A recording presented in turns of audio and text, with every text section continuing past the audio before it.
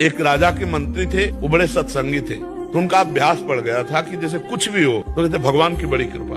तो राजा के साथ शिकार खेलने गए थे, प्रत्यंचा खींची और चूक हो गई तो अंगूठा यहाँ से कट गया। तो उनका मंत्री अंगूठा कट गया, तो उनका महाराज भगवान की बड़ी कृपा, मेरा अंगूठा कटा और तू कह रहा भगवान की कृपा, इसको जेल में डाल दो। बोले ये भी भगवान की बड़ी कृपा। उनको अनुभव था कि मंगल भवन भगवान से कभी अमंगल हो ही नहीं सकता। अंगूठा कुछ दिन में ठीक हो गया।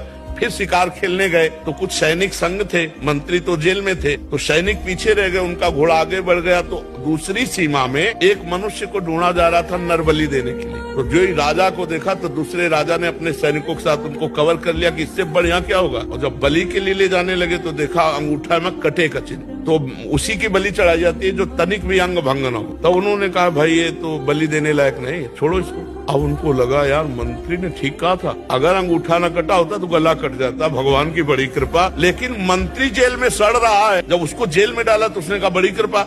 अब गए सीधे मंत्री को बुलाया और कहा भाई हमारा अंगूठा अगर ना कटा होता तो गला कट जाता, पूरी बात बताई, लेकिन तुम जेल में सड़ रहे हो, ये कौन सी तुम्हारी कृपा।